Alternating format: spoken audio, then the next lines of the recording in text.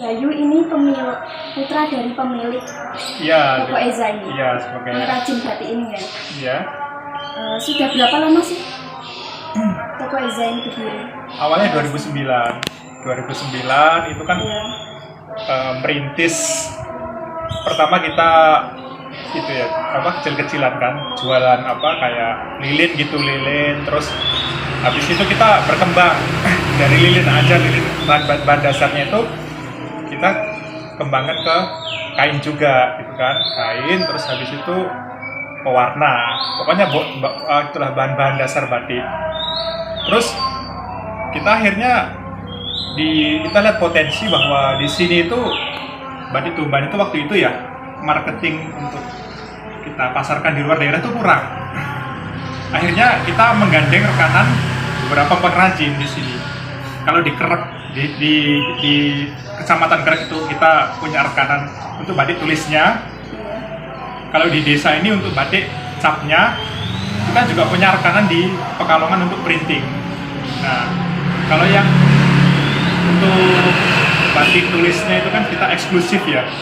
Kalau misalnya hanya biji, 2 biji, 3 biji gitulah, itu di Kerek. Kalau di sini cap itu untuk biasanya untuk seragam segala macam yang agak partai. Nah, yang di Pekalongan untuk batik printing kita biasanya rekanan dengan sekolah-sekolah. Itu sih sejarah berkembangnya aja gitu. Ya, berarti kalau perbedaan dari batik Ya. yang dari Eza ini antara batik dari toko lain itu apa sih? Karena di sini kan kalau bisa di sini itu kan kita punya motif-motif khas yang memang dihasilkan oleh pengrajin desa Sumurgung ya.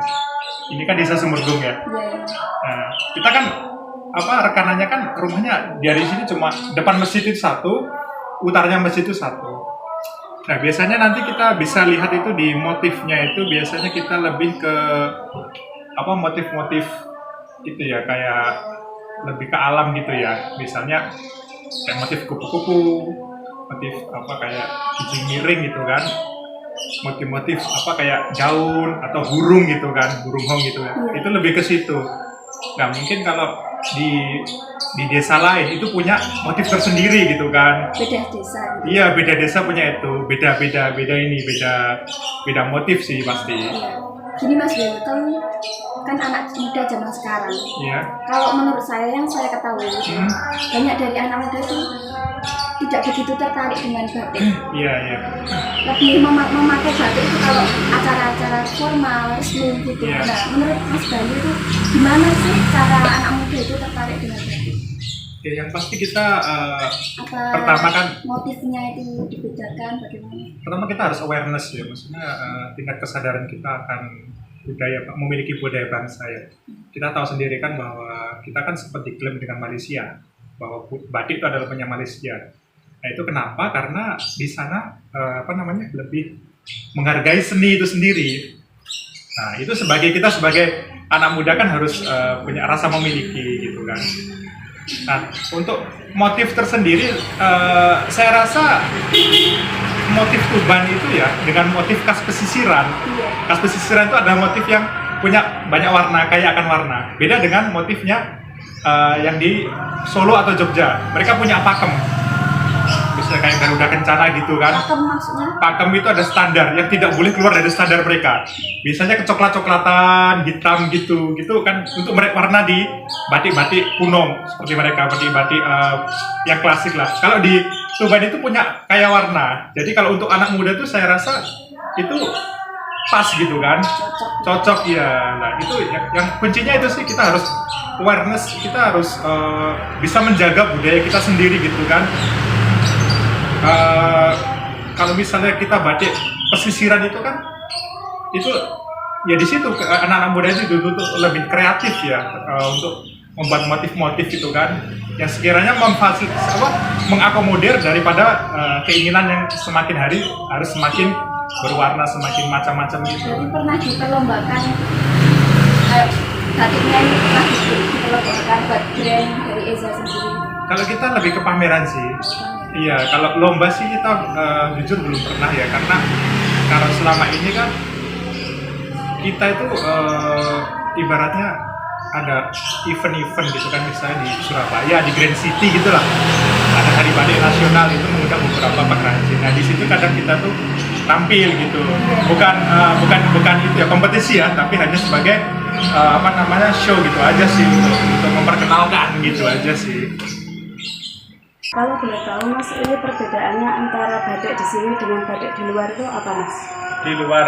Ya di luar yang lainnya gitu, produk-produk yang lainnya kan mesti ada sesuatu yang klasik dari batik sini sendiri gitu. Kalau kita kan lebih mengacu ke batik ya, batik pesisiran ya, atau batik utara kalau orang bilang gitu.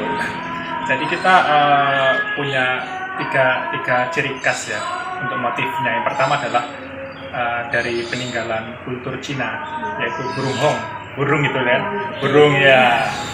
Terus kita juga ada mengadopsi dari kultur Islam, yaitu kucing miring gitu kan.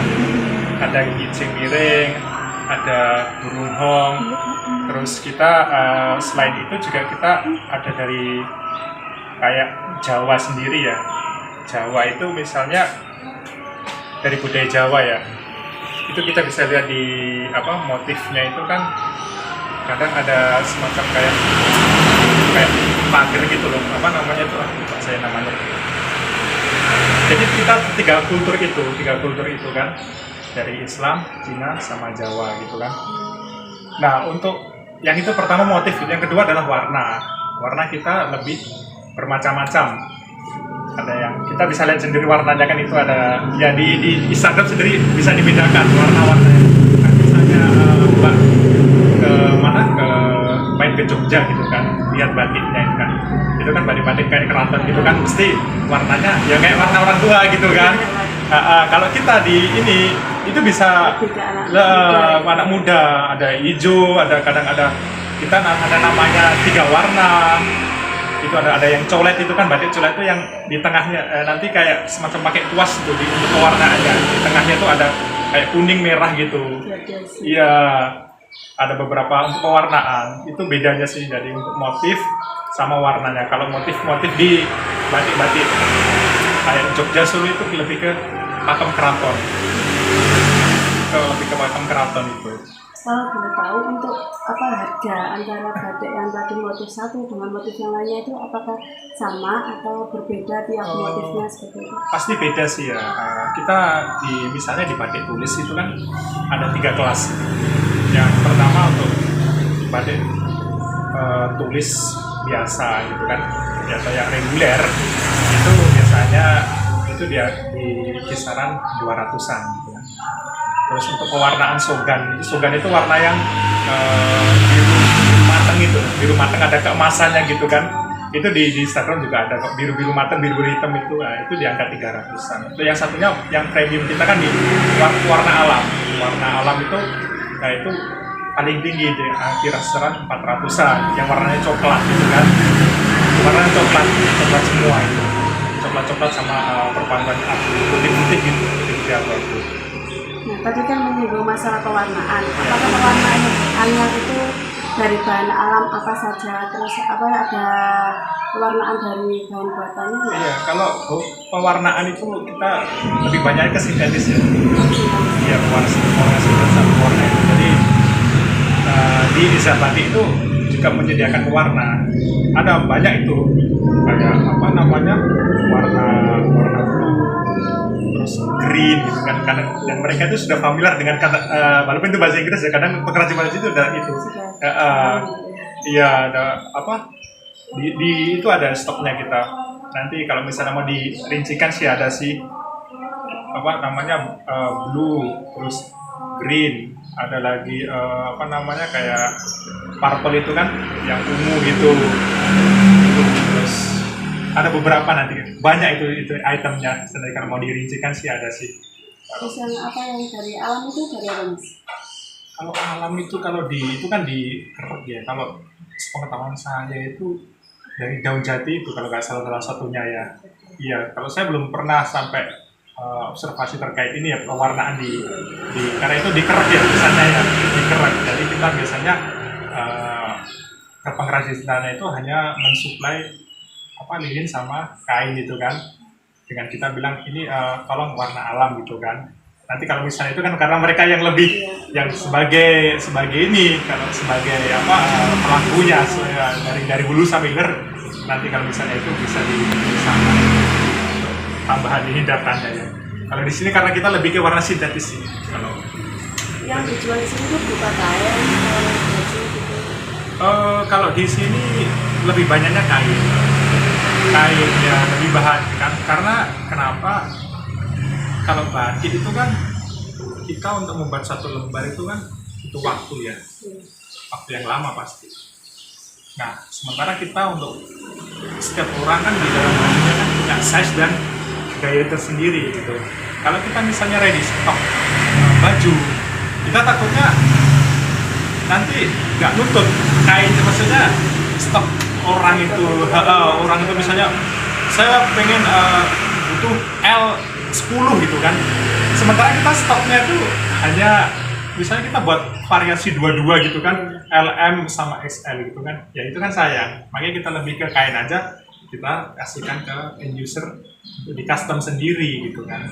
Itu sih perhitungannya gitu, biar stoknya nggak sia-sia gitu, karena batik itu kan eksklusif ya, harus buat satu aja butuh kadang sampai 2 minggu kadang itu kain sih, kita lebih banyak kain sih. Untuk model pemasarannya itu apakah dimasukkan dari toko ke toko atau jenengan sudah punya supplier masing-masing gitu?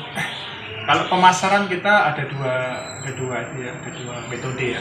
Pertama, kalau kita metode offline lah ya, referral kan, offline gitu kan. Biasanya kita sudah punya rekanan contohnya di Surabaya. Di Surabaya kita ada namanya Pasar Bong. Di situ adalah pusat penjualan kain lah terbesar, mungkin semua orang tahu lah Pasar Bong itu, bahkan di Jawa Timur semua orang tahu. Di Surabaya itu namanya Pasar Bong. Nah di situ kita punya rekanan beberapa toko, ada toko Murni, toko Wangi Songo gitu kan, saya ketahui. Di situ kita nanti kita biasanya sampai podian, sampai 2 sak 3 sak gitu, kita podian menyuplai mereka, dan mereka baru ke pengecer lainnya kan. Terus yang kedua ya, orang datang ke sini on the spot, datang ke sini untuk melihat langsung bertransaksi di sini. Kadang kita juga supply ke beberapa tempat wisata. Jadi pasar kita tuh yang saat ini tuh Cirebon, Surabaya, Jogja, kan Solo, ada juga dulu Kalimantan, Pontianak, kan? Ada juga Denpasar, yaitu sampai Jakarta juga gitu kan. Itu sih. Kalau yang di tempat wisata paling kita ke Sunan Bonang gitu sih yang pasti. Iya. Ini untuk per bungkusnya itu kira-kira meterannya berapa Mas? Kalau meterannya itu kan kita standarnya 2 meter kali 1 meter 1,15 ya. Gitu sih. Berarti yang harga 200 ke atas tadi? Iya, 200 ke atas. Ada yang cap itu di atas, di bawah 200 ya. Kisaran 100 sampai 150, tergantung motif dan jenis kain.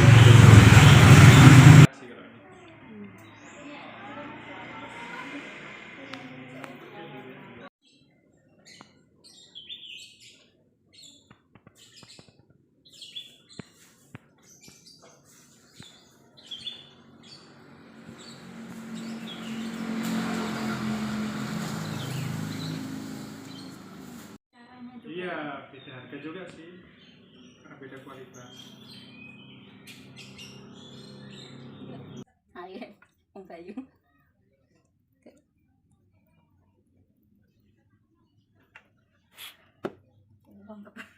Yo, harus ya. Kira-kira. Ibunya jadi grogi. Nah, menurut aku ada yang bagus tuh. Kamera. Ini yang ditembok.